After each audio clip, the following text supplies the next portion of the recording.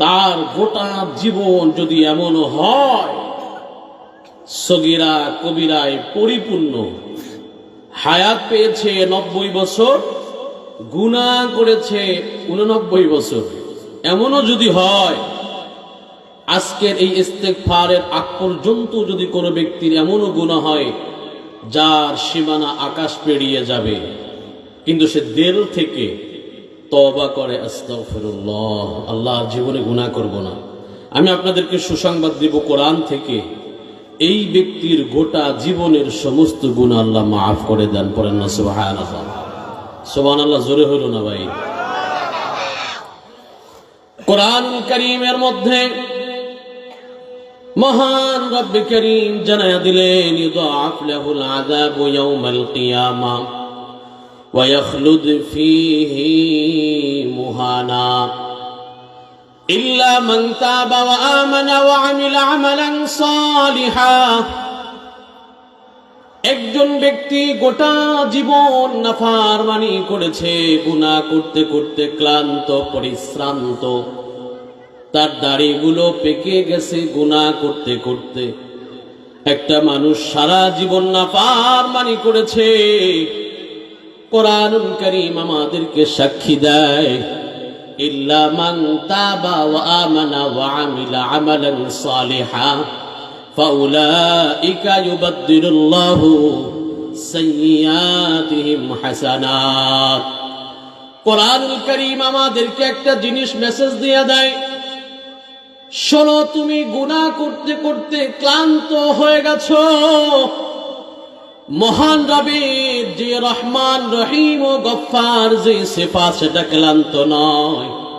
তুমি গুনাহ করতে করতে ক্লান্ত, গুনাহ করে ফেলেছো, তওবা করেছো খাঁটি নিয়তে, আর গুনাহ করবে না।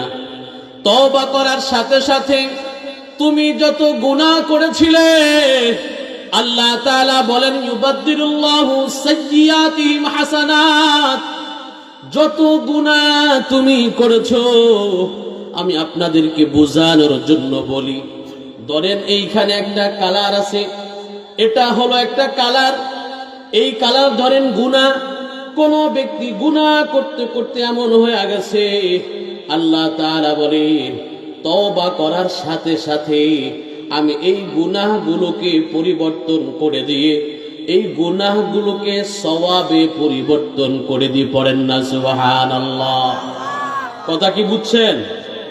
ধরেন গুনাহ করছেন 1000, 1000-এ ধরেন 1 লক্ষ পরিমাণ গুনাহ হয়েছে। এই যে খাঁটি নিয়তে তওবাটা করলেন, এই 1000 যে গুনাহ এটা আল্লাহ তাআলা সওয়াবের দ্বারা পরিবর্তন করবেন। পড়েন না সুবহানাল্লাহ। তাহলে তওবা করলে লাভ না লস? লাভ না লস? অনেক লাভ, অনেক লাভ। নবীজির জীবনে কি গুনাহ ছিল? সকলে বলেন, আওয়াজ দেন, সকলে গুনাহ ছিল? নবী ছিলেন মাসুম, তার আগে পরে কোনো গুনাহ নাই। কোরআনুল কারীম সূরাতুল ফাতহের মধ্যে আল্লাহ বললেন, লিয়াগফিরা লাকাল্লাহু মা তাকাদ্দামা মিন যাবমিক ওয়া মা তাআখার। ইয়া রাসূলুল্লাহ সাল্লাল্লাহু আলাইহি সাল্লাম, আপনার পূর্বের পরের কোনো গুনাহ নাই, সমস্ত গুনাহ আমি আল্লাহ তাআলা মাফ করে দিয়েছি। পড়েন না সুবহানাল্লাহ। এরপরেও তিনি প্রতিদিন প্রতি মুহূর্তে ইস্তিগফার পাঠ করতেন। প্রিয় ভাইয়েরা আমার, মুরব্বীরা আছেন, কাকার বয়সী যারাই আছেন, ভাই আমরা কি সকলে গুনাহ করি কি করি না? আমাদের জীবনে কোনো গুনাহ নাই? আছে? আছে ভাই, আছে। নবী পাক সাল্লাল্লাহু আলাইহি সাল্লাম এক হাদিসের মধ্যে এসেছে দৈনন্দিন 70 বার ইস্তিগফার পাঠ করতেন। কয়বার ভাই? 70 বার। আর এক হাদিসে আসছে 100 বার ইস্তিগফার, আস্তাগফিরুল্লাহ আস্তাগফিরুল্লাহ, এভাবে তিনি পাঠ করতেন। তার জীবনে কোনো গুনাহ ছিল না। সাইয়্যিদুল মুরসালিন, খাতামুন নবিয়্যিন, যাকে আল্লাহ তাআলা নিজে বন্ধু হিসেবে বানাইছেন। আপনারা শুনবেন, পৃথিবীতে আল্লাহর বিশেষ প্রিয় 3 জন বন্ধু ছিল। একজনকে বলা হয় ইব্রাহিম খলিলুল্লাহ। প্রসিদ্ধ নবী, এক একজন নবীর এক একটা সিফাত ছিল, এক একটা উপাধি ছিল। তার মধ্যে একজন ছিল ইব্রাহিম খলিলুল্লাহ। নাম শুনছেন কিনা? নাম শুনছেন? ইব্রাহিম খলিলুল্লাহ। আরেকজনকে বলা হতো ঈসা রূহুল্লাহ। আরেকজনকে বলা হয় সর্বশ্রেষ্ঠ নবী হযরতে মুহাম্মদ সাল্লাল্লাহু আলাইহি ওয়াসাল্লাম। এর রাসূলকে আল্লাহ ভালোবেসে উপাধি দিয়েছেন। হযরতে মুহাম্মদ রাসূলুল্লাহকে একটা উপাধি দিয়েছেন, তার উপাধিটা হলো মুহাম্মদ হাবিবুল্লাহ। বলেন না সুবহানাল্লাহ। সাহাবারা বললেন, ইয়া রাসূলুল্লাহ সাল্লাল্লাহু আলাইহি ওয়াসাল্লাম, ইব্রাহিমকে খলিলুল্লাহ বলা হয়, ঈসাকে রূহুল্লাহ বলা হয়, আপনি মুহাম্মদকে কেন হাবিবুল্লাহ উপাধি দেওয়া হলো? খলিল অর্থ বন্ধু, হাবিব অর্থ বন্ধু, কিন্তু এর মধ্যে তাফাতটা কি, পার্থক্যটা কি? রাসূল করিম সাল্লাল্লাহু আলাইহি সাল্লাম সাহাবাদেরকে বললেন, সাহাবারা আমার মনোযোগ দিয়ে শোনো, খলিল অর্থ বন্ধু, হাবিব অর্থ বন্ধু, কিন্তু খলিল ওই বন্ধুকে বলা হয় যাকে বারংবার প্রস্তাব দেওয়ার পরে, যেই ব্যক্তি বারংবার প্রস্তাব দেওয়ার পরে গ্রহণ করা হয়। বুঝাইয়া বলি, ধরেন আমি একজনকে ভালোবাসি, বললাম আমি তোমাকে ভালোবাসি, বারংবার বলার পরে একসেপ্ট হলো, গ্রহণ হলো, হ্যাঁ ঠিক আছে আমি তোমার ডাকে সাড়া দিলাম। তুমি বারংবার 100 বার চেষ্টা করার পরে আমি তোমার ডাকে সাড়া দিলাম, তার মানে হযরত ইব্রাহিম আলাইহিস সালাতু ওয়াস সালাম আল্লাহ তাআলার দেওয়া পরীক্ষায় বারংবার পাশ করার কারণে আল্লাহ তাকে খলিলুল্লাহ বানাইছেন। তার মানে ইব্রাহিম চাইছেন আল্লাহ আমার বন্ধু হয়ে যাক, এই জন্য আল্লাহ তাকে বললেন ঠিক আছে তুমি আমার বন্ধু খলিলুল্লাহ।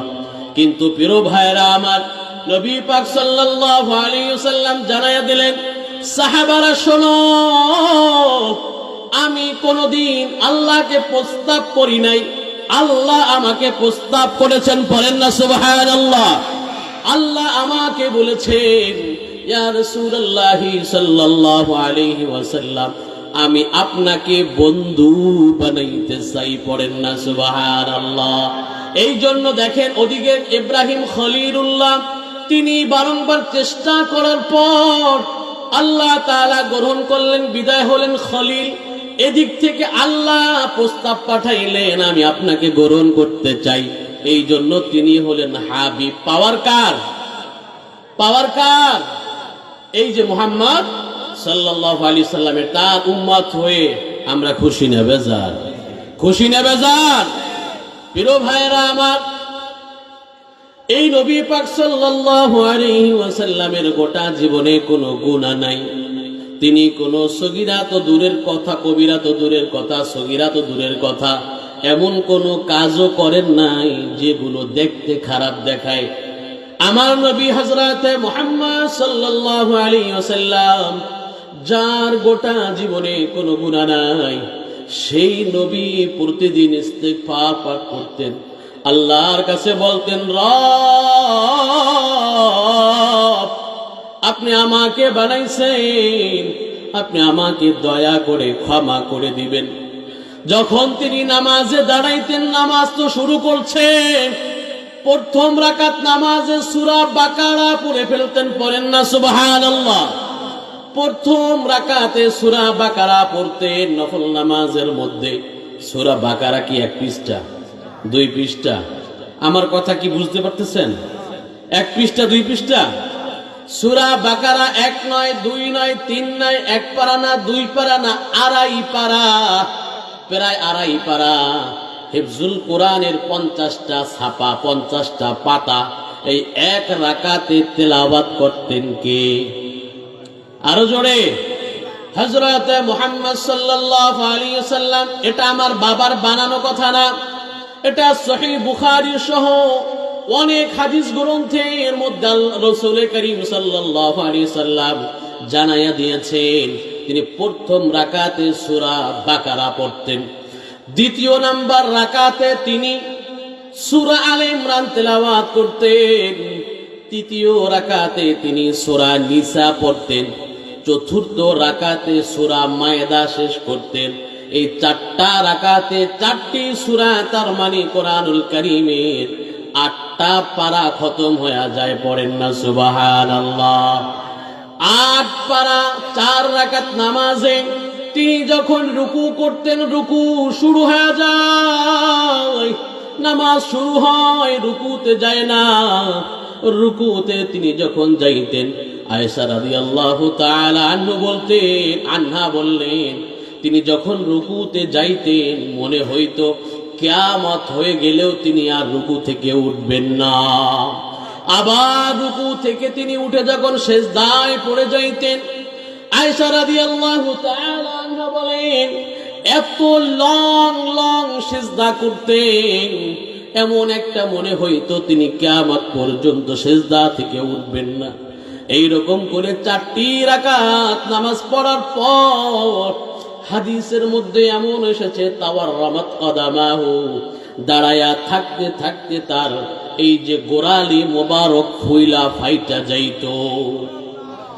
এত লং টাইম নামাজ পড়ার পরে আয়েশা রাদিয়াল্লাহু তাআলা আনহা নবী পাক সাল্লাল্লাহু আলাইহি ওয়াসাল্লামকে জিজ্ঞাসা করলেন, ইয়া সাইয়্যিদাল মুরসালিন, ইয়া নবী, আপনি কেন এত লং টাইম নামাজ পড়েন? আপনার তো গোটা জীবনে কোনো গুনাহ নাই, আপনি তো নিষ্পাপ মাসুম, আপনি কেন এত নামাজ পড়েন, এত ইস্তিগফার করেন, কান্নাকাটি করেন? নবী পাক সাল্লাল্লাহু আলাইহি ওয়াসাল্লাম চোখ দিয়ে পানি ছেড়ে দিয়ে বলে, আয়েশা, যে আল্লাহ আমাকে হাবিব বানাইলো, যে আল্লাহ আমাকে বন্ধু বানাইলো, যে আল্লাহ আমাকে নিষ্পাপ বানাইলো, সে আল্লাহ তাআলার জন্য কি আমি রুকু করব না? আমি সে আল্লাহর জন্য কি আমি সিজদা দিব না? সে আল্লাহ তাআলার জন্য কি আমি রুকু করব না? বলেন না সুবহানাল্লাহ। আমাদের অবস্থা কি ভাই? প্রতিটা দিন তিনি ইস্তিগফার করতেন আর কান্নাকাটি করতেন।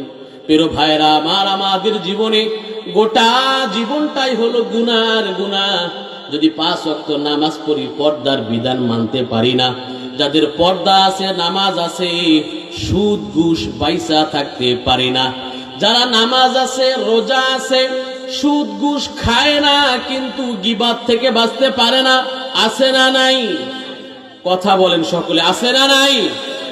মসজিদ থেকে নামাজ পড়া বের হইয়া আসে আর 4 দোকানে বসে কয়, অমুকের পোলাটা না ভালো না, অমুকের মেয়েটা না ভালো না, অমুকে না, আরে ভাই কইস না, একদম বাজে। এরকম আলোচনা হয় কি হয় না? এটা কি ভাই? এটাকে কি বলে? গীবত বলে, গীবত। একটা যঈফ হাদিস আছে তিরমিজি শরীফের, যদিও যঈফ, দুর্বলতা আছে। এক হাদিসের মধ্যে নবী পাক সাল্লাল্লাহু আলাইহি ওয়াসাল্লাম বলছেন, আল গীবাতু আশাদ্দু মিনাজ জিনা। জিনা বুঝেন? জিনা ব্যভিচার, এই ধর্ষণ করা, এই দর্শন করার চেয়েও গীবতের গুনাহটা অনেক ভারী, নাউজুবিল্লাহ। কিন্তু আমাদের সমাজের অবস্থাটা কেমন? এই গীবতকে ঘি ভাত বানাই ফেলাইছি, ঠিক কিনা বলেন? গরম ভাতে যদি একটু ঘি দেওয়া হয় মজা লাগে না অনেক? আমাদের মাঝে গীবত, ও দোষ করছে কব না। যদি আপনি তাকে নিষেধ করে, এরকম করিস না ভাই, গীবত করা ঠিক না, ও কি বলবে জানেন? সে বয়স কম হোক, মুরব্বী হোক, সে বলে, আরে দোষ করছে বলবো না। ভাই, দোষ করার পরে যদি সেটা বলা হয়, সেটা কি বলে? গীবত। দোষ করার পরে, দোষ না করার পরে সেটা যদি বলা হয়, তাকে বলে তোহমত। বুঝতে পারছেন? একজনে দোষ করলেও বলা যাবে না। কোরআনুল কারীম আমাদেরকে বলছে। আমি আপনাদের মুরব্বীদেরকে বলবো, দেখেন, চায়ের দোকানে যখন বসবেন, বাবা আমার, এই ফজরের নামাজ কষ্ট করে আপনারা পড়েন, ঠিক কিনা বলেন? কষ্ট করে আপনারা ফজরের নামাজটা পড়েন, ঠান্ডা পানি, ঘুমায় থাকলেও পারতেন, কত কষ্ট করে নামাজটা পড়েন। এই নামাজ পড়া আপনি যদি গীবত করেন, আমি আল্লাহর কসম দিয়ে বলি, এই কোরআন সামনে আছে, আমি হাজার হাজার মুসল্লিদের সামনেও বলি, প্রিয় মুরব্বীরা আমার, আপনি বেশি নামাজ পড়তে পারেন নাই, কোনো সমস্যা নাই। কাল কিয়ামতের ময়দানে এই কোরআন যদি সঠিক হয়, হাদিস যদি সঠিক হয়, এত সন্দেহ আছে? কোরআনে সন্দেহ আছে? হাদিসে আছে? কোন সহিহ হাদিস এবং কোরআন, বেশক এই কোরআন এবং হাদিস রিসার্চ করে আমরা একটা জিনিসই জানতে পেরেছি, একজন মানুষ অনেক নামাজ পড়তে পারে নাই, অনেক রোজা রাখতে পারে নাই, কিন্তু এই লোকটা কখনো সমাজে গীবাত করতো না, সমাজে মানুষের মিথ্যা চর্চা করতো না, তোষামদি করতো না, বিদ্বেষী করতো না, হিংসা করতো না। এই লোকটা অনেক নামাজি ছিল না, কিন্তু কাল কিয়ামতের ময়দানে এই লোকটা বিনা হিসেবে জান্নাতে যাবে, পড়েন না সুবহানাল্লাহ। কিন্তু প্রিয় ভাইরা আমার, আমি আবারও বলি, আল্লাহর কসম দিয়া বলি, একবার না 3 বার কসম খেয়ে আমি আপনাদেরকে বলতে পারি, কোরআন হাদিস যেটা বলে আমাদের দুনিয়া থেকে চলে যেতে হবে। ওই কবরে যাওয়ার পরে অনেক আলেম, অনেক হাজি, অনেক গাজী, অনেক তাবলিগিন, অনেক জাকিরিন, আগে আলেমের কথা বলছি, না হয় আপনারা বলতে পারেন আলেমদের কথা কর না কেন, সবার কথাই বলি। যে যেখান থেকে যত বড় ব্যক্তিত্ব হোক, সে যদি ভাই গীবত করে, কি করে ভাই? গীবত করে, তাহলে সেই ব্যক্তি যার গীবত করছে তার গুনাহটা তার আমলনামায় যায়, আর এই ব্যক্তি যে এত তাহাজ্জুদ, এত নফল নামাজ পড়েছে, তার সবটা তার আমলনামায় চলে যায়। এই জন্য যারা বুজুর্গানে দিন ছিলেন তারা বলতেন, যদি কোনো ব্যক্তি গীবত করে তাহলে সে যেন তার মাতা পিতার নামে গীবত করে। কেন? সব গেলে মাতা পিতার ভাগ্যে যাক, বুঝেন নাই? ওনারা কষ্ট করে, ওনারা পাক। যদি কেউ করে আর মাতা পিতার যদি তার ছেলের গীবত করা, তাহলে ও পাইব আর কি, কমপক্ষে সবটা, বুঝেন নাই? এখন আমরা এমন ব্যক্তির দোষ চর্চা করি, যেই ব্যক্তি আমার রক্তের কিছু না, দূরের কেউ, রক্তেরও হতে পারে। এই যে আমি সমালোচনা করে করে করে করে আমি যে গুনাহটা কামাইলাম ভাই, কিয়ামতের ময়দানে কোনো নেতা আপনার পাশে থাকবে না, কোরআন সাক্ষী দেয়। এখন আবার নির্বাচনের সময় আসছে না, আরে অমুকে ও তো এইটা করছে, মিথ্যা বানোয়ার কথা। আপনার যাকে ভালো লাগে তাকে আপনি ভোট দিন, এটা আপনার নাগরিক অধিকার, কিন্তু ওর দোষ চর্চা করা, সে হোক ইসলামিক দল, অইসলামিক দল, মুসলিম অমুসলিম, কোন ব্যক্তির দোষ চর্চা করা ইসলাম আপনাকে এই শিক্ষা দেয় নাই। ইসলাম কখনো বলে না যে আপনি কার দোষ চর্চা করবেন, বরংস বলা হয়েছে যদি কোনো ব্যক্তির দোষ কোনো ব্যক্তি দেখে থাকে, সেটাকে যদি ঢাইকা রাখে, কিয়ামতের ময়দানে আল্লাহ তাআলা তার এই গুনাহগুলোকে ডেকে রাখবেন, পড়েন না সুবহানাল্লাহ। কিন্তু আমাদের সমাজে কি হয় ভাই? কথা কি অবাস্তব না বাস্তব? বাস্তব কথা। সুতরাং আমরা গীবত থেকে দূরে থাকব। আমাদের জীবন আল্লাহ তাআলা দিয়েছেন এক কাপ চা খাইয়া আর ওয়ার্ক কইরা কইরা জীবনটা ফাটানোর জন্য না। মুরব্বীরা আমার, আপনাদের পা দুইটা দুইটা বলি, শোনেন, আমাদের মাঝে এমনও অনেক যুবক ছিল যারা এখন দুনিয়াতে বেঁচে নাই। আপনাদের যাদের দাড়ি পেকে গেছে, বলেন আপনারা, আপনাদের চেয়ে অনেক কম বয়সী লোক দুনিয়া থেকে চলে গেছে কি গেছে না? সকলে বলেন। গণনা করলে দেখবেন আপনার আরো আগে যাওয়া উচিত ছিল, ঠিক কিনা বলেন? কিন্তু হায়াত দিয়েছেন কে? এইটা কি চা খাইবেন আর ওয়ার্ক কইরা এমন নেতার পিছনে দৌড়িবেন, যেই নেতা 5 ওয়াক্ত নামাজ তো দূরের কথা, গাঞ্জা খায় 6 ওয়াক্ত, এমন নেতার পিছে? এইটা কি আপনার জীবন? আমি ভোট চাইতে আসিনি, আর ভোট দেওয়ার কথা আপনাদেরকে বলতে হচ্ছে না। ভোট আপনি যাকে দিবেন, যে যে দল করে, আমি যতই আপনাদেরকে বুঝাই, যেই ব্যক্তি বিএনপি করে সে বিএনপি কি ভোট দিবে, ওরে আপনি যতই করেন ও আসবে না জীবনেও। ও সামনাসামনি টাকা খাইতে পারে কিন্তু আসবে না। যেই ব্যক্তি আওয়ামী লীগ করে সে আওয়ামী লীগ করে, যে জামাত করে সে জামাত করে, যেই চরমনাই করে সে চরমনাই করে, ওরে যত প্রসেসিং করেন ও অন্য দলে আসবে না, ঠিক কিনা বলেন? এই জন্য ভোট আপনাদের বিবেক আছে, আবেগ আছে। মুসলিম হিসাবে যাকে দেওয়ার কথা তাকে আপনি দিবেন। তবে একটা মেসেজ দিয়ে যাই, আমি একদিন পরে আবার ঢাকায় চলে যাব। আমি ওখানেও বলি, আমার আসনটা হলো 12 নম্বর আসন ঢাকা। ওখানে এতদিন ছিল 17 বছর আসাদুজ্জামান সাহেব কামাল সাহেব।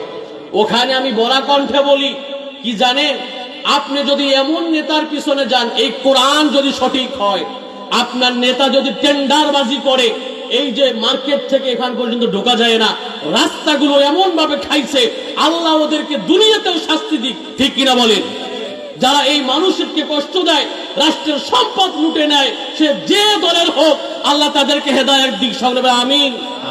হেদায়েত যদি নসিবে না থাকে, ওদেরকে আল্লাহ তাআলা দুনিয়াতে সবার সামনে সমূলে আযাব দিক, ঠিক কিনা বলেন? ভাই ঢোকা যায় না, কি একটা অবস্থা। ডিজিটাল যুগে রাস্তা সবার কাঁধে কাঁধে, ঠিক কিনা বলেন? হাজার হাজার কোটি কোটি টাকা খাইয়া আর আমরাও ভাই আসি মাশাআল্লাহ, নির্বাচনের আগে আয় মূলা ধরাইয়ে দেয় মূলা, আর এই মূলায় আমরা শেষ। মূলা দেয় মূলা, ওই মূলায় আমরা শেষ, ঠিক কিনা বলেন? কথায় কথা আসে। আমি আবারও বলছি, আমি কোনো রাজনৈতিক এজেন্ডা নিয়ে কথা বলছি না। কোরআনুল কারীম যদি আপনাকে বিশ্বাস করেন, কোরআনের কোনো অক্ষর এবাউট করা, এটাকে মাইনাস করার সুযোগ নাই। কোরআনের মধ্যে আসছে আপনি কিভাবে নেতাকে অনুসরণ করবেন। নেতা হবে দুই প্রকার। কয় প্রকার? পৃথিবীতে নেতা দুই প্রকার। কয় প্রকার সকলে বলেন? কথায় আরেক দিকে যাইতেছে। কোরআন কয় বলে ভাই? নেতা হলো দুই প্রকার। কয় প্রকার? আবার বলেন। একটা হলো ফেরাউন মার্কা নেতা, একটা হলো ফেরাউন মার্কা নেতা, যারা কোরআনুল কারীম বলছে কি দেখেন, আমার সাথে তর্ক করে কোনো লাভ নাই, কোরআনের সাথে পারলে তর্ক করেন।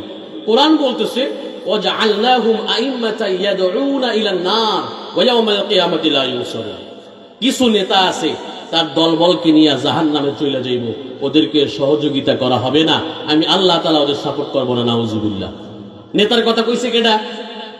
কে কইছে বলেন ভাই? কথা বলেন না সকলে। এই নেতার কথা কে বলছে? আল্লাহ বলছে। আমি বলছি? আল্লাহ বলছে, আমি শুনিয়ে দিলাম। আরেক নেতার কথা আল্লাহ বলছেন যে এমন কিছু নেতা আছে যাদের অনুসরণ অনুকরণ করলে তাদের দল বল নিয়ে আল্লাহ তাআলা তাদের সুপারিশ করার সুযোগ দিবেন, যদি সেই নেতা কবুল হয়। বুঝতে পারছেন? সেই নেতা যদি গ্রহণযোগ্য হয় আল্লাহর কাছে, সেই নেতা আপনাকে পার্সেন্টেজ বলতে আপনি তাকে সহযোগিতা করার কারণে আপনিও তার সাথে ভালো একটা সওয়াব পেয়ে জান্নাতের অধিকারী হবেন। একটা হলো ফেরাউন।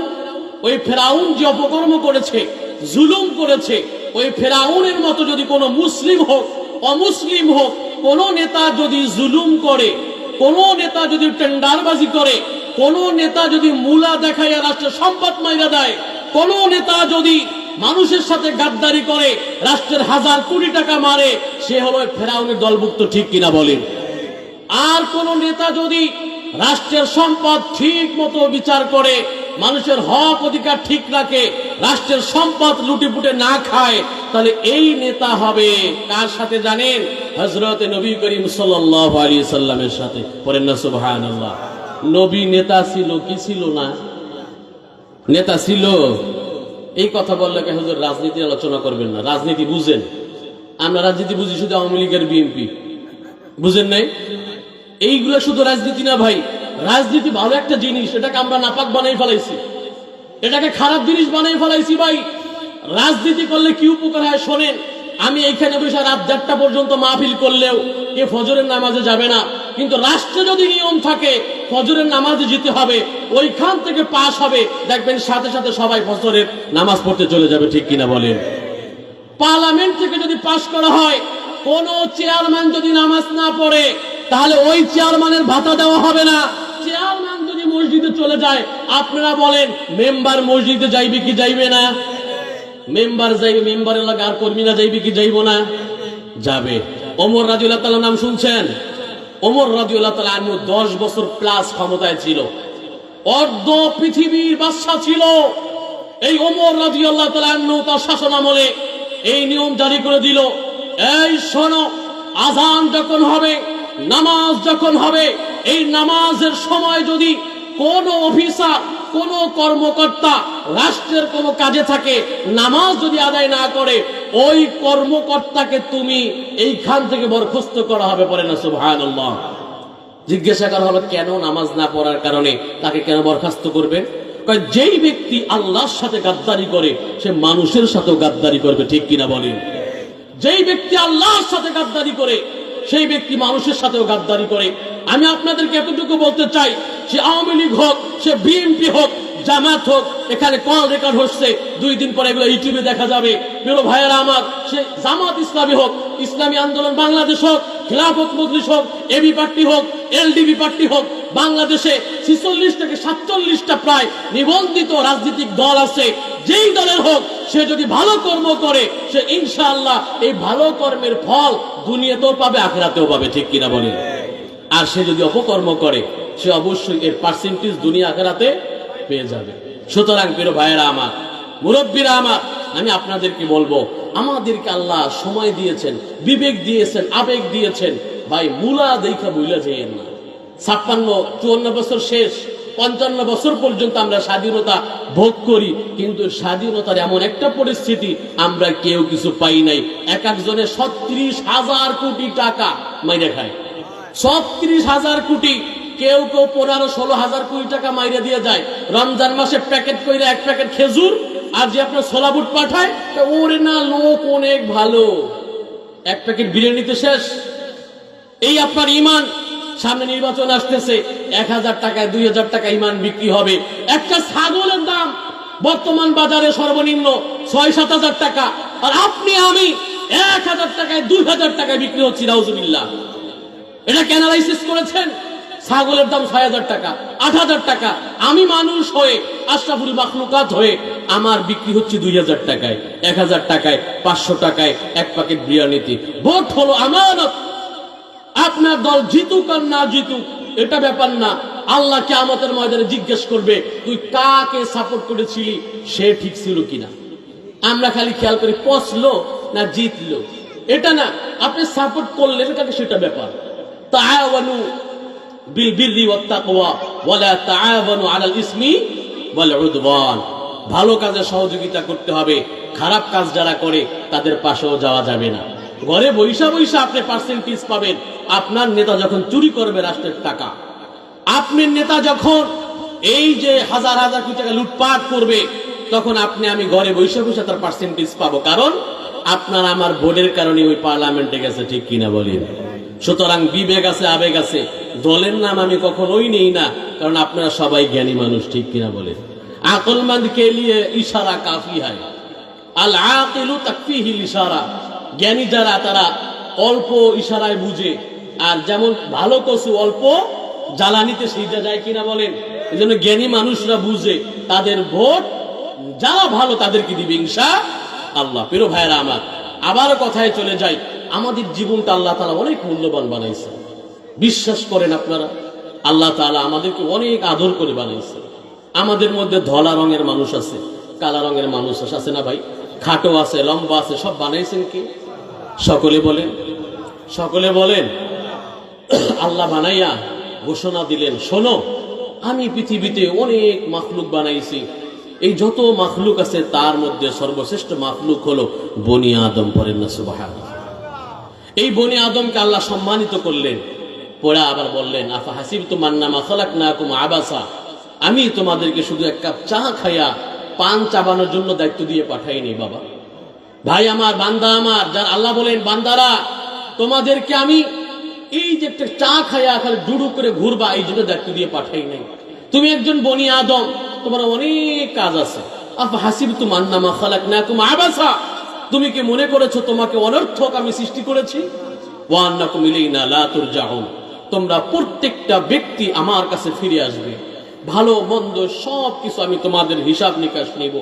প্রিয় মুরব্বীরা আমার, এলাকার যারা আছেন, মা বোনরা যারা আছেন, আমাদের হায়াত একদম সীমিত। যার বয়স 90 বছর আল্লাহ নির্ধারিত করে দিয়েছেন, এখন তার বয়স তাহলে 70, তার মানে সে বাঁচবে কতদিন ভাই? আর 20 বছর। আর যার বয়স 60-55 হয়ে গেছে, বাঁচবে কতদিন? 5 বছর। হায়াত তো আমরা জানি না। প্রতি সেকেন্ডে সেকেন্ডে আমাদেরকে মেসেজ দেয়, এই আমি কিন্তু মালাকুল মাউত রেডি রাখছি। আল্লাহ তাআলা বলতেছেন তুই চলে আসবি, ঠিক কিনা বলে? একটা দাড়ি পাকা মানে ভাই মেসেজ দেওয়া, তুমি কি করতেছো? সূর্য যখন সকালবেলা উঠে আমরা দেখি, তখন দেখবেন সূর্যের তাপ কিন্তু অনেক না। সূর্য যখন উঠে তখন দেখবেন একদম মৃদু আলো, যেগুলো গায়ে লাগানো যায়।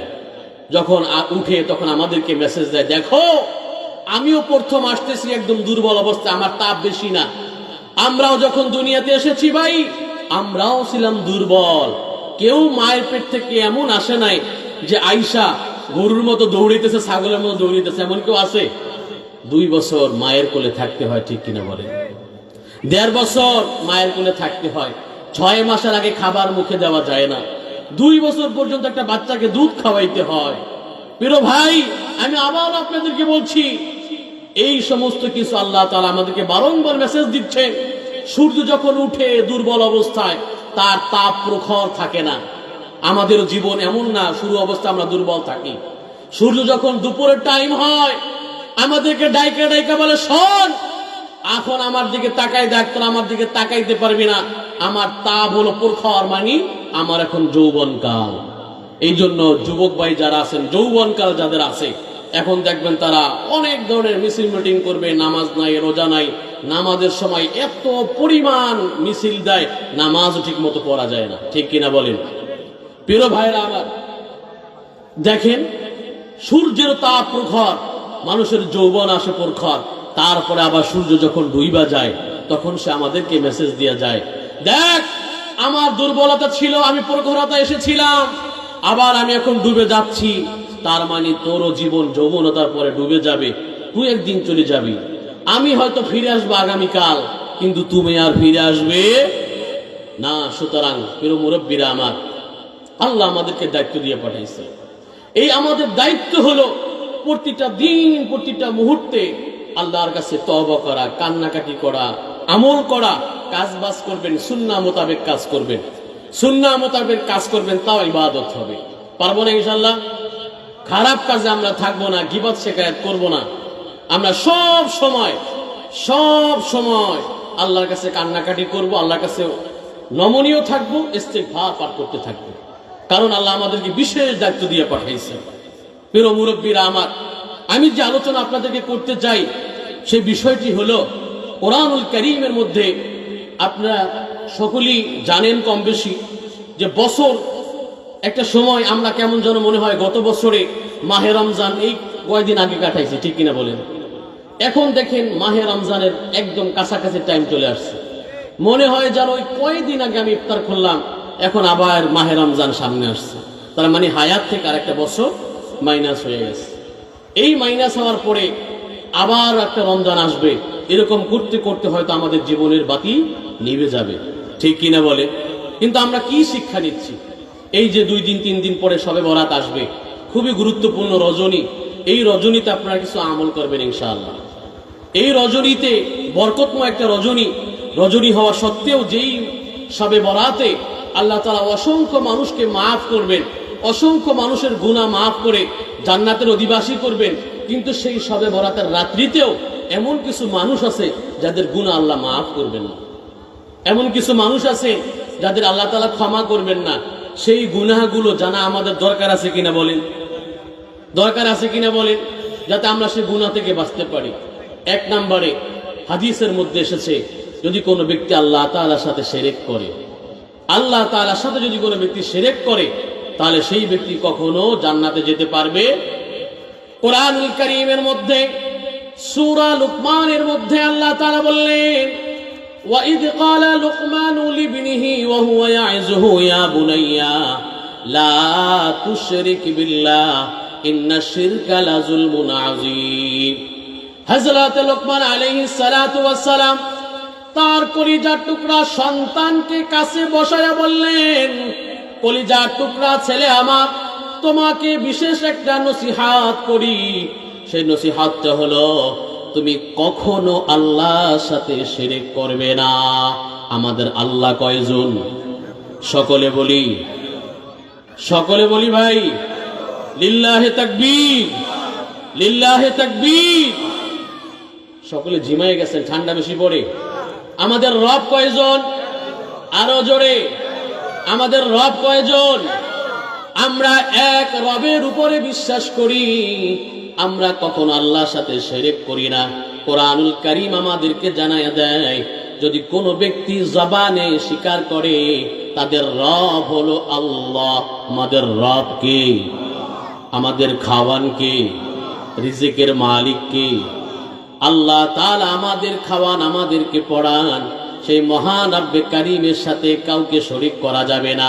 কোরআনুল কারীমের মধ্যে জানানো হয়েছে, কোন ব্যক্তি যখন মহান রবের সাথে কাউকে শিরক করবে না, সে যখন শুধু বলবে ইন্নাল্লাযীনা ক্বালু রাব্বুনাল্লাহ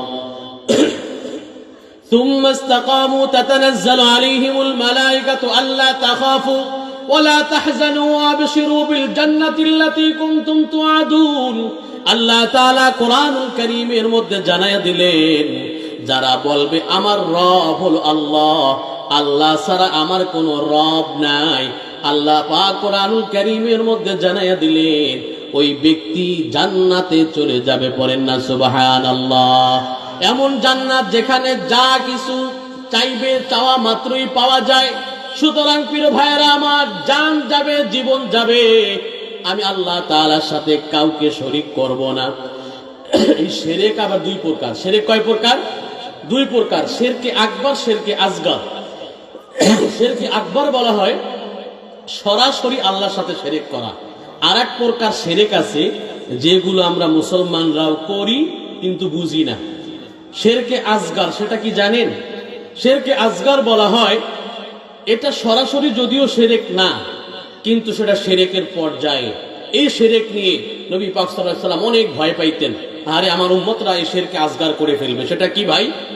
এই জমানায় কিছু লোক আছে দেখবেন, দান যখন করে না, কাউকে দান করে, সেলফি তোলে কি তোলে না? মানুষ দেখানোর জন্য কিছু লোক আছে দান করে, আছে না নাই? নামাজ পড়ে মানুষ দেখানোর জন্য, রোজা রাখে মানুষ দেখানোর জন্য, রমজান মাস আসলে জাকাত দেয় এমন লুঙ্গি, এক্সরে লুঙ্গি। এক্সরে লুঙ্গি চিনেন? এক্সরে লুঙ্গি বলা হয় যদি সূর্যের সামনে দাঁড়ায় এপাশ থেকে ওপাশ থেকে সব দেখা যায়। এই মানুষ দেখানো কিছু লুঙ্গি দেয়, তাকে নাম রাখা হয়েছে এক্সরে লুঙ্গি। এক্সরে করলে দেখা যায় না হাড্ডি কোন জায়গাতে ভাঙছে না ভাঙছে। তো এমন লুঙ্গি জাকাত দেয়, বুঝতে পারছেন? এই মানুষ দেখানো ইবাদত যদি কোনো ব্যক্তি করে তাকেও বলা হয় শিরক, সেটাকে বলা শিরকে আসগর।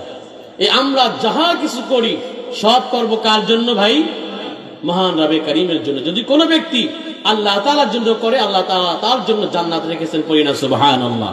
সুতরাং এই শবে বরাতের রজনীতে শিরক ব্যক্তিকে আল্লাহ তাআলা ক্ষমা করবেন না। দ্বিতীয়ত, যেই সমস্ত ব্যক্তিরা বিদ্বেষীমূলক হিংসা মনের ভিতরে ভরপুর, অমুকের ছেলে এত কিছু হইছে, ওর সাথে বুঝেন না হিংসা, অমুকের পাঁচতলা বাড়ি হইছে, এর চিন্তায় ওর মনে কাজ করে না, অমুকের মেয়ে ভালো জায়গায় বিবাহ হইছে, এটা নিয়ে ওর ঘুম নাই, আছে না নাই? সমাজে আছে না নাই? এর কারণে ভালো কিছু দেখলে এর ভালো লাগে না, এর মধ্যে শুধু টেনশন, এর মধ্যে সব সময় কাজ করে আর কিভাবে ক্ষতি করা যায়। এই বিদ্বেষীমূলক মানুষ যারা থাকবে, যাদের এই গুণাবলী থাকবে, তাদের দোয়াও এই শবে বরাতের রাত্রিতে আল্লাহ তাআলা কবুল করবেন না। তৃতীয়ত, একজন ব্যক্তি থাকবেন যাদের দোয়াও কবুল হবে না, যারা অহংকারী। কি ভাই? অহংকারী, তাকাব্বুর করে। অহংকার কি জিনিস? অহংকার এমন একটা জিনিস যার অন্তরের ভিতরে এই জিনিসটা থাকবে, সে জান্নাতেও যেতে পারবে না এবং তার দোয়াও কবুল হবে না। আমি আপনাদেরকে বলি, মানুষ যারা আমরা বান্দা আল্লাহ তাআলার, আমাদের কখনো শোভা পায় না আমরা অহংকার করি, ঠিক কিনা বলেন? অহংকার মানুষের জন্য শোভা পায় না। কারণ কেন শোভা পায় না আমি আপনাদেরকে বুঝিয়ে বলি।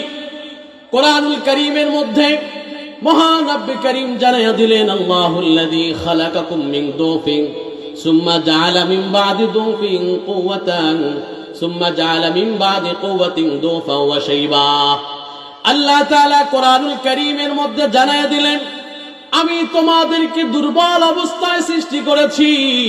তোমরা এমন একটা সময় ছিলে, আল্লাহ তাআলাল ইনসানি হিনুম মিনাদ দাহরি লাম ইয়াকুন শাইয়াম মাযকুরা। আমার নাম হাবিবুল্লাহ, আপনার নাম আব্দুল্লাহ। আপনি দুনিয়াতে আসার আগে আপনাকে কেউ চিনত না, আপনাকে কেউ জানতো না। আপনি মেম্বার হবেন না চেয়ারম্যান হবেন, আপনি মুফতি হবেন না মুহাদ্দিস হবেন, আপনি হাফেজ হবেন না আলেম হবেন, আপনার ব্যাপারে কেউ জানতো না, ঠিক কিনা বলেন? একটা সময় এমনও ছিল আমাকে কেউ চিনতো না। আমার বয়স 40 বছর, এখন আমাকে সবাই চিনে। আল্লাহ তাআলা বললেন, এমন একটা সময় ছিল তোমাকে কেউ সালাম জানাইতো না, এমন একটা সময় ছিল তোমার জন্য কেউ চেয়ার ছাইরা দিত না। আমি আল্লাহ তাআলা তোমাকে বানাইলাম, জিরো থেকে তোমাকে হিরো বানাইলাম। আমি আল্লাহ তাআলা তোমাকে বানাইলাম এক ফোঁটা নাপাক পানি দিয়া। আল্লাহ তাআলা বললেন, এক ফোঁটা নাপাক পানি দিয়ে বানানোর পরে একজন বান্দা যিনি হয় মাটির তৈরি বান্দা, সে কখনো মহান রবের সামনে অহংকার করতে পারে না, ঠিক কিনা বলেন? আল্লাহ তাআলা আমাদেরকে আবারও বলেন, বান্দা তোর জন্য অহংকার শোভা পায় না। আল্লাহ তাআলা কোরআনুল কারীমের মধ্যে বলেন, ওয়া ইবাদুর রহমানিল্লাযীনা ইয়ামশুনা আলাল আরদি হাওনা ওয়া ইযা খাতাবাহুমুল জাহিলুনা ক্বালু সালামা। দয়াময় রবের বান্দা হলো তারা, দয়াময় রবের বান্দা হলো তারা যারা এমন ভাবে চলাফেরা করে দেখলে মনে হয় সাধারণ একজন মানুষ। তুমি একজন মুফতি, কাউকে সালাম দাও না, অহংকার তোমার মধ্যে ভরপুর। তুমি একজন পিতা, তোমার ছেলেকে সালাম দাও না, তার মানে তোমার মধ্যে বয়সের অহংকার আছে। তুমি একজন শিক্ষক, তোমার ছাত্রকে সালাম দাও না, তার মানে তোমার মধ্যে শিক্ষাগতা ইলমের এই জ্ঞানের অহংকার আছে। ঠিক কিনা বলেন? পর্দার অন্তরালে মারা রয়েছেন, মা তার পুত্রবধূকে সালাম দেয় না, কারণ হলো তিনি শাশুড়ি, কেমনে পুত্রবধূকে সালাম দেয়, তার মানে মর্যাদার অহংকার তার মধ্যে আছে। ঠিক কিনা বলেন? এই জন্য একজন মানুষ কখনো এমন হতে পারে না যে অহংকার করে চলবে। আল্লাহ তাআলা কোরআনুল কারীমের মধ্যে জানায়া দেয়, এই দয়াময় রবের বান্দা হলো তারা যারা এমন ভাবে চলাফেরা করে দেখলে মনে হয় সাধারণ মানুষ। কারো সাথে ঝগড়া বাটি করবে না, কারো সাথে মারামারি করে না, কারো সাথে কাটাকাটি করে না, দোকান থেকে বাকি খায়া এলাকা থেকে পালাইয়া যায় না, যখন মাটি খাটে খন্তা দিয়ে অন্যের মাটি গ্রহণ করে না, ধান যখন কাটে আইলটা বাইঙা নিজের মধ্যে নিয়ে যায় না। আল্লাহ তাআলা কোরআনুল কারীমের মধ্যে জানায় দেয়, তখন তারা চলে সাধারণভাবে চলাফেরা করে, দেখলে হাত জাগায়া সালাম জানায়া দেয়, আসসালামু আলাইকুম ওয়া রাহমাতুল্লাহ। তার মানে তার মধ্যে অহংকার নাই। প্রিয় ভাইয়েরা আমার, একটা মানুষের মধ্যে অহংকার থাকতে পারে না। দয়াময় রবের বান্দা তারা যাদের মধ্যে কোনো অহংকার থাকে না। যদি বলা হয় এই তুই অপরাধ করছো কেন, ডাক দিয়া বলে তুই চেনস আমি কে। ঠিক কিনা বলেন? কথা কি বুঝতেছেন? একজন দেখবেন একজন কোন ক্ষমতাধর ব্যক্তি অথবা মেম্বার বা চেয়ারম্যান এর ছেলে যদি কোনো অপরাধ করে, আপনি বলবেন এই এটা করছস কেন, আমার চেনস আমি কে, এটা আমার বাবে তালুকদার। আবার কেউ মাইন্ডে নিয়েন না, তালুকদার এমনি বলছি আর কি, আমার বাবা চৌধুরী বংশের, আমার বাবা হলো চেয়ারম্যান মেম্বার, আমাকে তুই চিনস। এরকম জবাব দেয় কি দেয় না? দেয় কি দেয় না? এই জবাবগুলো দেওয়া হলো অহংকারের আলামত। ভাই, আপনি কখনো মানুষ, আপনি যতই হন, আপনি যদি জো বাইডেনের ছেলেও হন, তাহলে তো আপনার গা থেকে কাটলে রক্ত লালই হয়। ঠিক কিনা বলেন? এমন কেউ আছেন যে প্রধানমন্ত্রীর ছেলে, তার গায়ের রক্তের রংটা হলো সাদা বর্ণের বা স্বর্ণ কালার? এমন আছে নাকি? সবাই তো আমরা মাটির মানুষ। যে একজন বিসিএস ক্যাডার তিনিও মানুষ, যে রিক্সা চালায় সেও মানুষ। ঠিক কিনা বলেন? সুতরাং মানুষ কখনো অহংকার করতে পারে না। এই জন্য হযরত আবু বকর রাদিয়াল্লাহু তাআলা আনহু বলেন, কথাগুলো আপনাদেরকে আমি বলি, পা দুইটা দুইটা বলি আবারও, অহংকার বান্দার জন্য শোভা পায় না। অহংকার বান্দার জন্য কেন শোভা পায় না, কারণটা বুঝাইয়া বলি। হযরত আবু বকর রাদিয়াল্লাহু তাআলা আনহু বলেন, হযরত আবু বকর রাদিয়াল্লাহু তাআলা আনহু বলেন, লা ইয়াহকিরান্না আহাদুন আহাদান মিনাল মুসলিমিন ফাইন্না সাগীরাল মুসলিমিনা ইনদাল্লাহি কাবীরুন।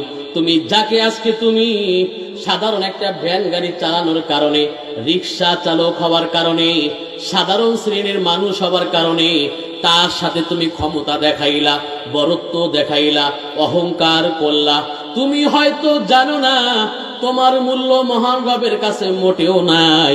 ওই ব্যক্তি আল্লাহ তাআলার কাছে প্রিয়। ঠিক কিনা বলেন? এই জন্য হযরত আবু বকর রাদিয়াল্লাহু তাআলা আনহু বলেন, কোন মুসলমান কোন মুসলমানের সাথে তুচ্ছ তাচ্ছিল্য করে কথা বলতে পারে না, অহংকার করে দাম্ভিকতা দেখাইয়া চলতে পারে না। এই জন্য যারা মহান রবে কারীমের বান্দা, তাদের কথার মধ্যে থাকবে নমনীয়তা, তাদের কথার মধ্যে থাকবে ভালোবাসা। তারা যখন কথা বলে নমনীয় ভাবে কথা বলে। পড়েন না সুবহানাল্লাহ। প্রিয় ভাইরা আমার, আমি আপনাদেরকে আরো বুঝায়া বলি। মুতাররিফ ইবনে আব্দুল্লাহ হযরত মুতাররিফ ইবনে আব্দুল্লাহ রাদিয়াল্লাহু তাআলা আনহু রাহমাতুল্লাহি আলাইহি একবার কাবা শরীফের চারপাশে তাওয়াফ করতেছিলেন। তখনকার সময়ের একজন গভর্নর ছিল, তার নাম ছিল মুহাল্লাব। মুহাল্লাব তাওয়াফ করতেছে, তার গায়ে একটা চাদর ছিল। তিনি যেহেতু গভর্নর, তার টাকনুর নিচে কাপড় পরিয়া ছিল। এরকম করে তিনি যখন ঘুরতেছিল, হযরত মুতাররিফ ইবনে আব্দুল্লাহ রাহমাতুল্লাহি আলাইহি ডাক দিয়া বললেন, এই তুমি কে? তোমার পায়ের নিচে কাপড় ঝুলা যাইতেছে, তুমি কেন অহংকার করে চলতেছো? ওই যে মুহাল্লাব ডাক দিয়া বলে, আমাদের দেশে কিছু পাতি নেতা আছে এরকম বলে, চেনোস আমি কেটা? ওই মুহাল্লাবও ডাক দিয়া বলে, তুই চেনোস আমি কেটা? আমাকে তুই চেনোস নাকি? আমি হলাম বর্তমান সময়ের গভর্নর। এই কথা যখন মুহাল্লাব বলল যে আমাকে তুই চেনোস নাকি, আমি কেটা, তখন আব্দুল্লাহ ইবনে মুতাররিফ ইবনে আব্দুল্লাহ রাহমাতুল্লাহি আলাইহি তিনি ডাক দিয়া বললেন, হ্যাঁ আমি তোমাকে চিনি। ওনার পরিচয় দেওয়ার আগে তিনি বলতেছেন, হ্যাঁ আমি তোমাকে চিনি। তুমি কে? তোমাকে আমি চিনি। মুহাল্লাব ডাক দিয়া বললেন, তুমি আসছো কোথা থেকে সফর করে? তুমি আমাকে কিভাবে চিনো? কাহা আমি তোমাকে চিনি, কিভাবে চিনো? তিনি জবাব দিলেন, যা স্বর্ণের অক্ষরে কিতাবের মধ্যে লিখিত আছে, আউয়ালুকা নুতফাতুন মাদিরা ওয়া আখিরুকা জিফাতুন কাদিরা ওয়া আনতা বাইনা যালিকা তাহমিলুল আজিরা। আমি তোমাকে চিনি কিভাবে? শোনো, আমি জানি তুমি একদিন কিছুই ছিলে না, তুমি একটা নুতফা ছিলে, তুমি একটা বীর্য নাপাক পানি ছিলে। সেখান থেকে আল্লাহ তাআলা তোমাকে হায়াত দিয়েছেন। তুমি আল্লাহ তাআলার একজন নগণ্য বান্দা, তুমি একজন সাধারণ একজন মানুষ। আমি তোমাকে ভালো করে চিনি। ওই তোমাকে জন্মের পর থেকে মৃত্যু পর্যন্ত তুমি কি হবে তুমি নিজেও জানো না। মৃত্যুর পরে একদিন দুই দিন পরে তুমি পচে গলে লাশ হয়ে যাবে। এই মরা এবং জীবনের মাঝখানে তুমি হলে ও আনতা বাইনা যালিকা তাহমিলুল আজিরা। আমরা প্রতিদিন যখন হাঁটা চলা করি, আমাদের পেট সাথে থাকে কি থাকে না? এই পেটের ভিতরে ময়লা না স্বর্ণ? ময়লা না? প্রতিদিন আমরা এই ময়লা নিয়ে চলাফেরা করি না? তো ওই যে মুতাররিফ ইবনে আব্দুল্লাহ বললেন, আমি তোমাকে চিনি, তুমি নুতফা থেকে এসেছো, মরার পরে তুমি মাটির সাথে মিশে যাবে, আর এর মাঝখানে তুমি ওই যে পচা জিনিস নিয়ে চলাফেরা করো। পড়েন না সুবহানাল্লাহ। প্রিয় ভাইয়েরা আমার, হাসানে বসরি রাহমাতুল্লাহ আলাইহি তিনি আমাদেরকে বলেন, আজাবান লিবনি আদম, বনি আদম সে কিভাবে অহংকার করে। প্রতিটা দিন যিনি ইয়াগসিলুল খারআ মাররাতান আও মাররাতাইনি, প্রতিটা দিন আমরা বাথরুমে যাই কি যাই না? বাথরুমে যাওয়ার পরে ময়লা সাফ করতে হয় না? এমন কেউ আছেন বাড়িতে, এমন সিস্টেম আছে হাত ব্যবহার করতে হয় না, খন্তে কুড়াল দিয়ে ব্যবস্থাপনা করেন না? হাত ব্যবহার করতে হয়, হাত ব্যবহার করতে হয়। বনি আদম, তোমার অহংকার কোথায়? তুমি প্রতিটা দিনই তো ময়লা সাফ করো হাত দিয়া, ঠিক কিনা বলেন? সুতরাং প্রিয় মুরব্বীরা আমার, আমি আপনাদেরকে আবারও বলি, ওই সবে বরাতের রজনীতেও যারা অহংকার করবে তাদেরকে আল্লাহ তাআলা মাফ করবেন না। আজকে থেকে তওবা করে নেবেন মাহফিল থেকে। জীবনে যতদিন বেঁচে থাকি আমি এবং আপনারা কোনোদিন কোনো সময় অহংকার করব না। পারবো তো ইনশাআল্লাহ? আমাদেরকে আল্লাহ তাআলা দায়িত্ব দিয়ে পাঠাইছেন, অহংকার করা যাবে না। অহংকার কোনো মানুষের জন্য শোভা পায় না। আবারও হাতে ধইরা পা ধইরা বলা যায়, আপনার জীবনকে আপনি অবমূল্যায়ন করিয়েন না। আল্লাহ তাআলা আপনাকে জান্নাতের জন্য পাঠাইছেন।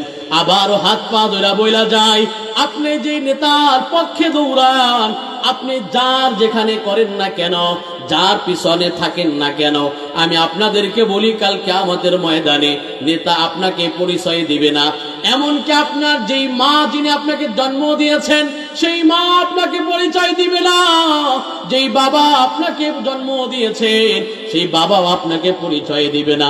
কোরআনুল কারীমের মধ্যে আল্লাহ তাআলা বললেন, ইয়াউমা ইয়াফিরুল মারউ মিন আখিহি ওয়া উম্মিহি ওয়া আবিহি ওয়া সাহিবাতিহি ওয়া বানিহি কিয়ামতের ময়দানে মা তার সন্তান থেকে পলায়ন করবে, নেতা তো দূর কি বাত হয়, মা তার সন্তানকে চিনবে না। যে মা সারা সন্তান দুনিয়াতে চলতে পারতো না, পৃথিবীর সব চাইতে বেশি একজন মা তার সন্তানকে ভালোবাসে, ঠিক কিনা বলেন? একজন মা তার সন্তানকে ভালোবাসে। কাল কিয়ামতের ময়দানে ওই মা, মাকে দেখে তার ছেলে বলবে, মা আমার, তুমি তো দুনিয়াতে আমাকে জন্ম দিয়েছিলে মা, তুমি একটু দয়া করে তোমার থেকে নেকি দাও, এই নেকি দিয়ে আমি জান্নাতে চলে যাব। মা যখন তাকায়া দেখবে তার ছেলে জাহান্নামে চলে যায়, আমি ভাই আমার ব্যক্তিগত কথা বলি না, কোরআনুল কারীম খুলবেন, সূরা আবাসা খুলবেন, সূরা আবাসার শেষ দিকে আল্লাহ তাআলা বললেন, সন্তান যখন তার মাকে চিনবে, চিনে বলবে, মা আমার, তুমি তো আমাকে ছাড়া খাবারও খাইতে না, শীতের রজনীতে আমি তোমার গায়ে প্রস্রাব করে দিলে তুমি আমাকে কষ্টের জায়গায় নিজে শুয়ে শুকনো জায়গায় শুইতে, মা আমার, তুমি দয়া করে আমাকে একটু আমল দাও, 2-5টা নেকি দিলে আমি জান্নাতে যেতে পারবো। কোরআনুল কারীমের মধ্যে জানায় দেয়, ইয়াউমা ইয়াফিরুল মারউ মিন আখিহি, মা তার থেকে পলায়ন করবে, আল্লাহর কাছে বলবে, রব আমি আমার কোন সন্তান ছিল না। কোরআনুল কারীম সাক্ষী দেয়। আপনার যদি বিশ্বাস না হয় আবারও বলি, সূরা আবাসার শেষ আয়াতগুলো তাফসীর দেখবেন, ইয়াউমা ইয়াফিরুল মারউ মিন আখিহি। ভূমিকম্প হয়েছিল ঢাকাতে, আমি দেখেছিলাম একটু সাধারণ জাকুনির কারণে মা তার ছেলেকে রাইখে এমন ভাবে দৌড়াইতেছে, মনে হয় ওর জীবনটা শেষ, ঠিক কিনা বলেন? মুসিবত যখন আসে পিছনের দিকে তাকানোর সুযোগ হয় না। মুরব্বীরা আমার পা দুটা ধরে বইলা যায়, আল্লাহ তাআলা আমার হায়াত দিয়েছেন, আপনার হায়াত দিয়েছেন, মূল্যবান হায়াত, আপনি এমন জায়গায় খরচ করিয়েন না যেখানে কোনো সার্থক নাই। দুনিয়া শুধু সামান্য সার্থক আছে, কিয়ামতের ময়দানে আপনাকে কিন্তু কেউ চিনবে না, নেতা তো দূর কি বাত হয়, মাই আপনাকে চিনবে না। মা বলবে, আমি জানি না।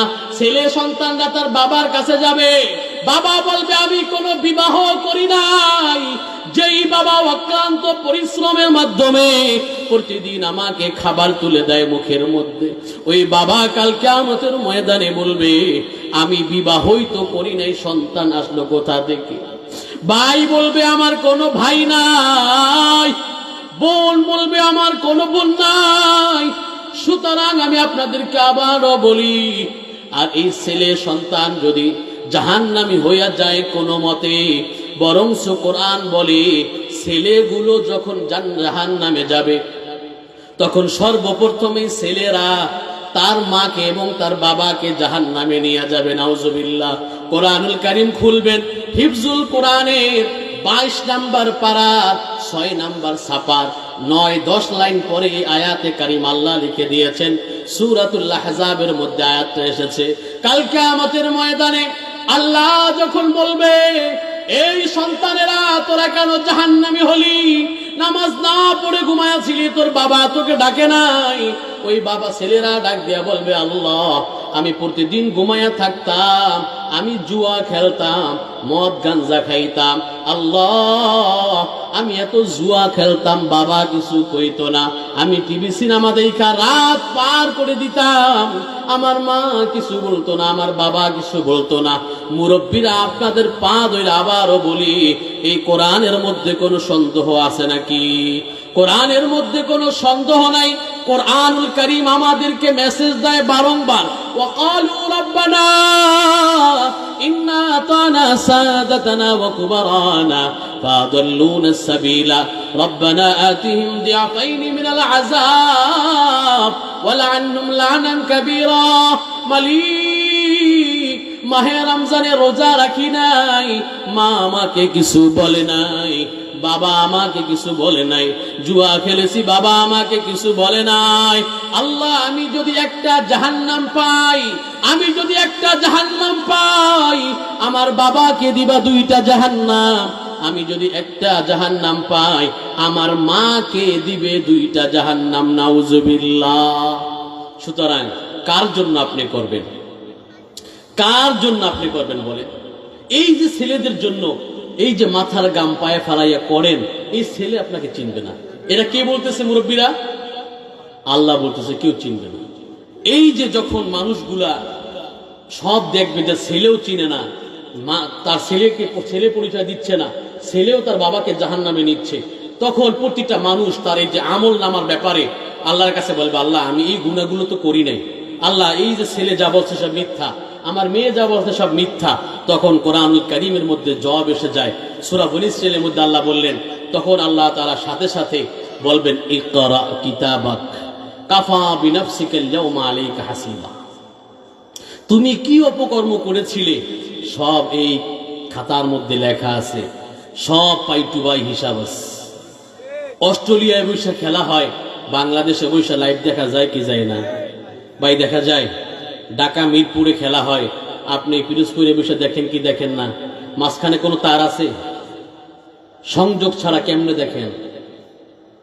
আল্লাহ তাআলা ব্যবস্থাপনা এমন করে দিছে মানুষের মেধায়, ওইখান থেকে এখানে দেখা যায়। তাহলে যেই রবের সৃষ্টি এত কিছু, সেই রব কি কাল কিয়ামতের ময়দানে দেখাইতে পারবে না?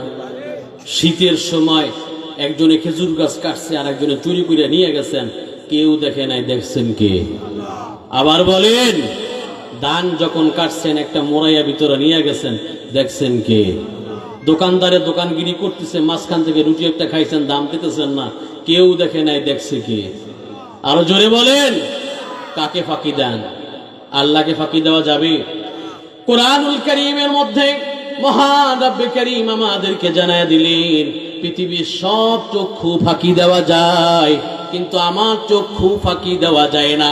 কোরআনুল কারীমের মধ্যে আল্লাহ তাআলা বললেন, ওয়ামা তাসকুতু মিন ওয়ারাকাতিন ইল্লা ইয়ালামুহা ওয়ালা হাববাতিন ফি যুলুমাতিল আরদি ওয়ালা রাতবিন ওয়ালা ইয়াবিসিন ইল্লা ফি কিতাবিম মুবিন। কোরআনুল কারীমটা খুলবেন, হিফজুল কোরআনের 7 নাম্বার পারার 14 নাম্বার ছাপার প্রথম আয়াতে কারিমা আল্লাহ বললেন, ওয়ামা তাসকুতু মিন ওয়ারাকাতিন ইল্লা ইয়ালামুহা ওয়ালা হাববাতিন ফি যুলুমাতিল আরদি ওয়ালা রাতবিন ওয়ালা ইয়াবিসিন ইল্লা ফি কিতাবিম মুবিন।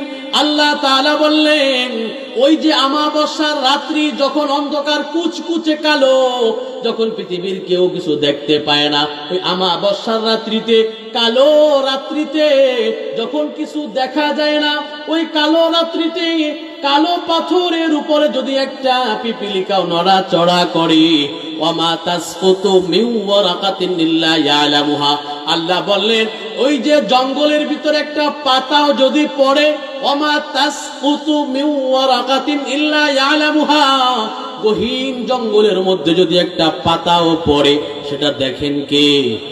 আরো জোরে, গহীন জঙ্গলে একটা পাতাও যদি পড়ে, আমি আল্লাহ তাআলা দেখতে পাই। সমুদ্রের মধ্যে কেউ কিছু দেখে না, সেখানেও আমি আল্লাহ তাআলা দেখতে পাই। পৃথিবীর চক্ষু যেখানে বন্ধ, আমি আল্লাহ তাআলা সব কিছু দেখতে পাই। সুতরাং আপনি কোথায় বৈশা গুনাহ করবেন, যেখানে বৈশা গুনাহ করবেন, জমিনে যদি থাকেন, এই জমিন আপনার বিরুদ্ধে সাক্ষী দিবে, এই হাত আপনার বিরুদ্ধে সাক্ষী দিবে, এই চক্ষু আপনার বিরুদ্ধে সাক্ষী দিবে। আপনাকে নির্বাচনের আগে 2000 টাকা বাড়িতে ঢুকাইয়া দিয়েছে, এই নেতা আসছে, হ্যাঁ ভোট দিব, ওই নেতারও ভোট দিব, কেউ তো দেখে নাই, দেখছে কেডা? আরো জোরে, আরো জোরে। আল্লাহ তাআলা আমাদেরকে দেখেন, আল্লাহ তাআলা আমাদেরকে সব কিছু দেখেন। এই জমিন আপনার বিরুদ্ধে সাক্ষী দিবে, এই চক্ষু যে আপনার সাথে দেখতেছেন, এই চক্ষু আপনার বিরুদ্ধে মামলা দায়ের করবে, এই হাতগুলা মামলা দায়ের করবে আল্লাহ তাআলার কাছে কাল কিয়ামতের ময়দানে। মুখ দিয়ে আমরা বলবো, আল্লাহ আমরা কখনো মিথ্যা বলি নাই, আল্লাহ মিথ্যা সাক্ষী দেই নাই, শীতের রজনীতে রস চুরি কইরা খাই নাই, আল্লাহ কখনো চুরি করি নাই, হারাম খাই নাই। এই কথা যখন এই মুখ দিয়া মানুষ বলবে, সূরা ইয়াসিনের 60 নাম্বার আয়াতে কারিমার মধ্যে আপনারা পড়ে থাকবেন, আল-ইয়াওমা নাখতিমু আলা আফওয়াহিহিম ওয়া তুকাল্লিমুনা আইদিহিম ওয়া তাশহাদু আরজুলুহুম বিমা কানু ইয়াকসিবুন। এই মুখ থেকে যখন অস্বীকার করবে, আল্লাহ তাআলা মুখের মধ্যে প্যারাক মেরে দিবেন, এমন প্যারাক মেরে দিবেন কথা বলতে পারবে না। তখন কে কথা বলবে? ওয়াতাশহাদু আরজুলুহুম বিমা কানু ইয়াকসিবুন, তার হাত দুখানার মধ্য দিয়া এই যে 10টা আঙ্গুল আমরা দেখতে পাই, প্রত্যেকটা আঙ্গুলের মধ্য দিয়া মুখ বের হবে। এইখানটা হাত দিয়া তুমি সুদের টাকা ধরেছিলে, ঘুষের টাকা ধরেছিলে, হারাম টাকা ধরেছিলে, তুমি কাউকে অন্যায় ভাবে থাপ্পড় লাগাইয়া দিয়েছিলে। এই হাত বলবে মালিক আমি সাক্ষী দিলাম এমন কোন চোর নাই যে হাতগুলা পকেটে রাখা যায়, সবার কিন্তু হাতগুলা সাথেই থাকে। কোরআনুল কারীমের সূরা ইয়াসিন যদি সত্য হয়, কাল কিয়ামতের ময়দানে ওয়াতাশহাদু আরজুলুহুম বিমা কানু ইয়াকসিবুন, ওই পা দিয়া যে আমরা হাইটা হাইটা যাই, এই পা সাক্ষী দিবে আল্লাহ আমি দুনিয়াতে বসে কিছু বলতে পারি নাই, এখন আপনার কাছে সাক্ষী দিলাম এই পা দিয়া গুনাহ করার জন্য বের হয়েছিল, চুরি করার জন্য বের হয়েছিল, অন্যায় ভাবে জুলুম করেছিল। ও মালিক আপনি আর বিচার করেন। এই বিচার যখন হয়ে যাইবে প্রতিটা মানুষ তখন কি করবে আপনারা জানেননি। কোরআনুল কারীমের মধ্যে 19 নম্বর পারার হিফজুল কোরআনের 19 নম্বর পারার 8 লাইন বা 9 লাইন পড়ে, ভুল বলেছি 6 লাইন পড়ে, আল্লাহ তাআলা কোরআনুল কারীমের মধ্যে বললেন এই বিচার যখন হয়ে যাবে, মানুষগুলো যখন দেখবে এত খারাপ খারাপ আমল, তখন মানুষ আফসোস করে কি করবে আপনারা জানেননি। কোরআনুল কারীম আমাদেরকে জানায় দেয় ওয়ায়াউমা ইয়াউদ্দুজ জালিমু আলা ইয়াদাইহি ইয়াকুলু ইয়া লাইতানি লাম আত্তাখিযু ফুলানান খলিলা ইয়া ওয়াইলাতা লাইতানি লাম আত্তাখিযু ফুলানান খলিলা। মানুষ আফসোস করবে আর এই হাতগুলো মুখের ভিতরে দিয়া ইয়াউদ্দুজ জালিমু আলা ইয়াদাইহি, ইয়াদুন বলা হয় হাতকে, এই হাতগুলো মুখে নিয়া কামড়াবে কামড়াবে, কামড়ায়া কামড়ায়া বলবে আল্লাহ আমি কেন দুনিয়াতে কোরআনের কথা শুনি নাই, আমি কেন আলেমদের সোহবতে থাকি নাই, আমি কেন হাদিসকে অনুসরণ করি নাই, আমি কেন কোরআনকে অনুসরণ করি নাই। ওয়ায়াউমা ইয়াউদ্দুজ জালিমু আলা ইয়াদাইহি ইয়াকুলু ইয়া লাইতানি ইত্তাখাযতু মা'আর রাসূলি সাবিলা। কিয়ামতের ময়দানে প্রতিটি মানুষ আল্লাহ তাআলার কাছে বলবে আল্লাহ আমাকে একটু সুযোগ করে দেন, দুনিয়াতে যাইয়া আমি ভালো কাজ করে আসব। কিন্তু মানুষের জন্য সুযোগ আর হবে না, আফসোস করবে আর আফসোস করবে। প্রিয় মুরব্বীরা আবার আপনাদেরকে আবারও হাত দুটা দুলা বইলা যায়, আল্লাহ তাআলা আমাদেরকে বানাইছেন মূল্যবান হায়াত দিয়ে, গুনাহ করা যাবে না, গুনাহ করা যাবে, গুনাহ করা যাবে। গুনাহ কিছু যা কিছু আমি করি, অন্যায় করি, জুলুম করি, চুরি করি, ডাকাতি করি, কেউ না দেখলেও দেখেন কে, কেউ না দেখলেও দেখেন কে, আল্লাহ তাআলা দেখেন। ওই